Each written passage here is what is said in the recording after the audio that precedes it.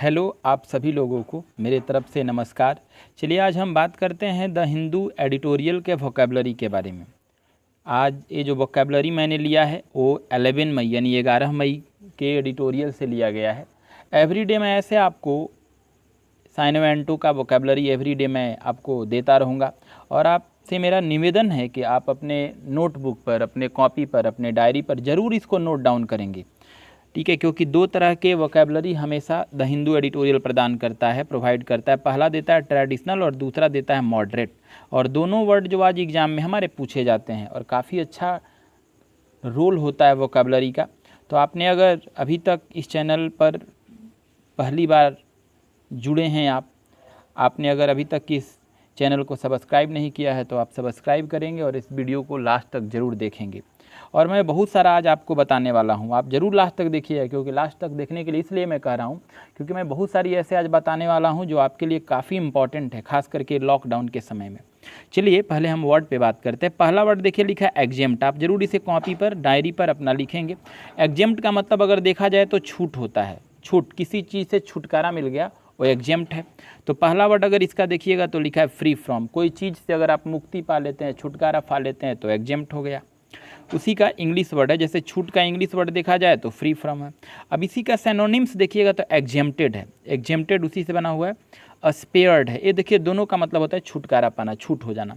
अब इसी का एंटो देखिए तो लाइएबल होना, जैसे आप किसी से छूट गए, आपको वहाँ कोई जिम्मेवारी नहीं है, आप उससे मुक्त हो गए तो एग्जेम्प्ट हो गए।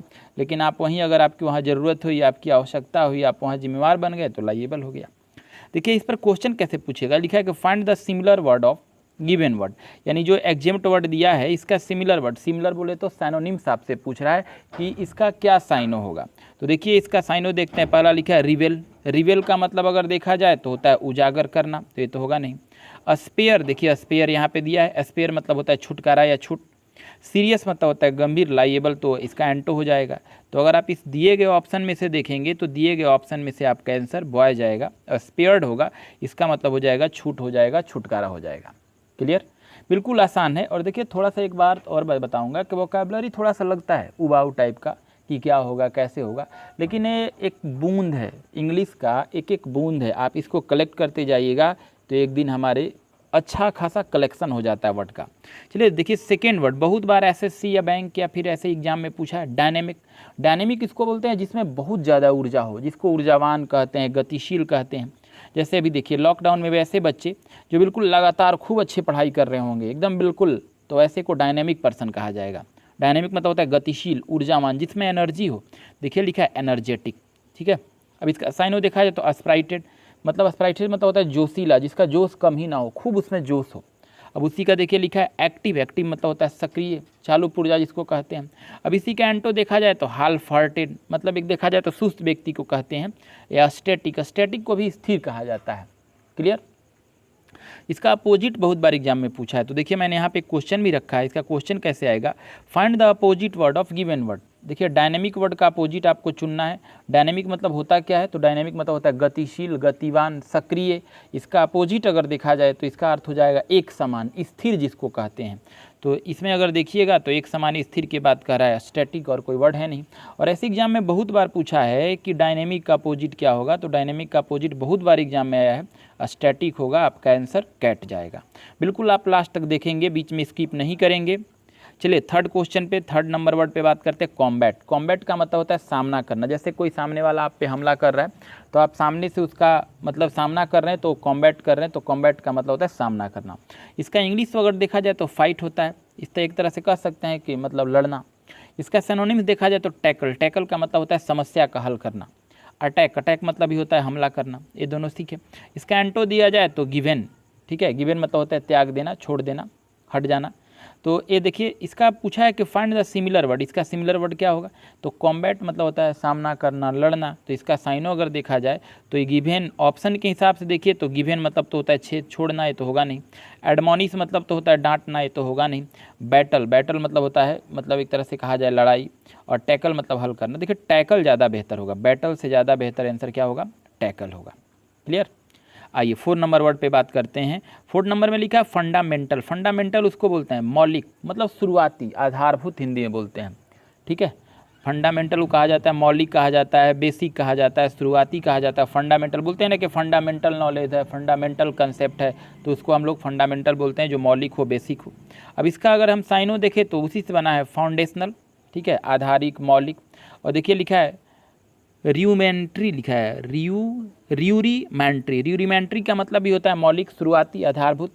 अगर इसका अपोजिट देखा जाए तो सेकेंडरी होता है, ठीक है, मतलब इससे थोड़ा सा एडवांस हो गया, बेसिक नहीं होगा, और बेसिक कहा जाएगा। मतलब कहा जाए कि एक तरह से अमौलिक है, बिना मौलिक का हो। तो इस तरह का अगर क्वेश्चन रहेगा तो क्वेश्चन क्या पूछेगा, find the opposite word of given word. ये जो वर्ड दिया गया इसका अपोजिट वर्ड क्या होगा, तो इसका अगर अपोजिट देखा जाए तो फंडामेंटल मतलब होता है मौलिक, इसका अपोजिट अगर देखा जाए तो सेकेंडरी हो जाएगा, ठीक है। तो सेकेंडरी इसका आंसर जाएगा, कैट जाएगा। क्लियर।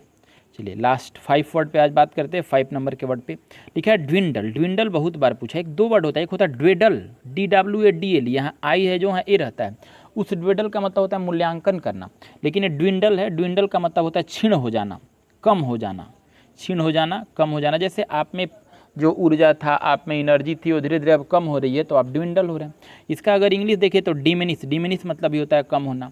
इसका सैनोनिम्स देखा जाए तो डिक्रीज, घट जाना, रिड्यूस मतलब घट जाना।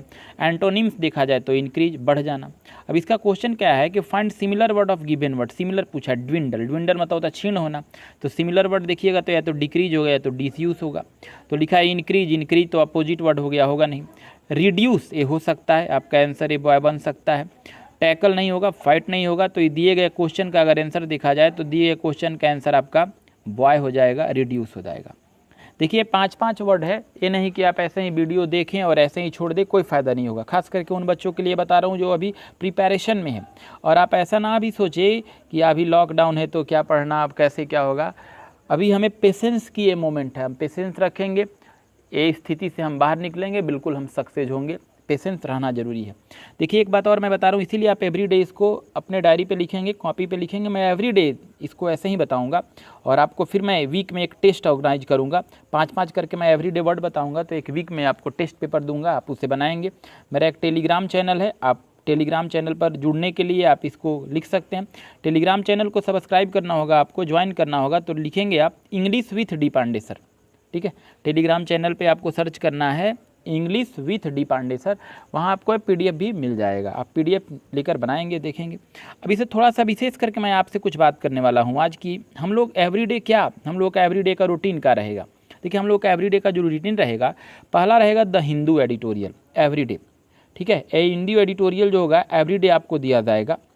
अब आगे लिखा है द हिंदू एडिटोरियल वोकैबुलरी, ये भी आपको एवरीडे मिलेगा।